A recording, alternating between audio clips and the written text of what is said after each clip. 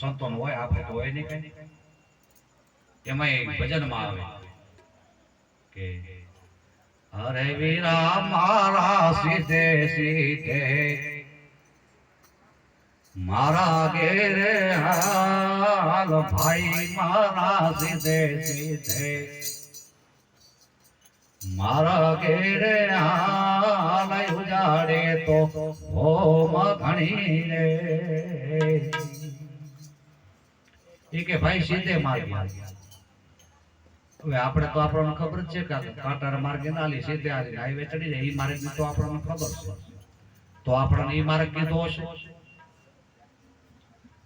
એ નહીં કીધો હોય તો બીજો કયો સીધો માર્ગ છે?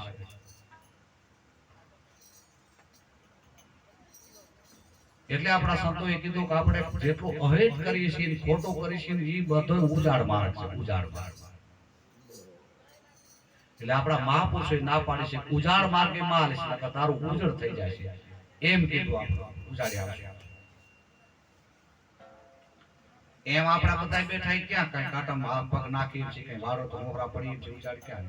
એમ તો આપણને ખ્યાલ છે તારો માર્ગ ગોતી લે, પણ કદાચ તો એ માર્ગની વાત ના કરી.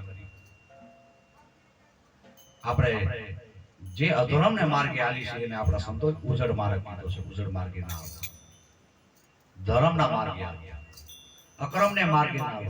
સારા કર્મ કરો, અક્રમ ન.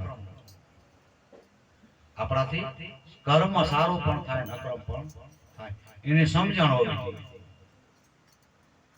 એને સમજણ હોવી જોઈએ અને એનું જ્ઞાન હોવું જોઈએ. ભાઈ આ ચૈત્ર મહિનો છે એટલે પવિત્ર મહિનો છે એટલે અત્યારે તમારે પાપ ન કરવાનું પવિત્ર મહિનામાં, બરોબર? એટલે વૈશાખ મહિનામાં પાપ કરવાનું ના. 11 ન કરો પછી 12 નું કરવાનું. એટલે 11 પવિત્ર છે એટલે 12 અપવિત્ર છે.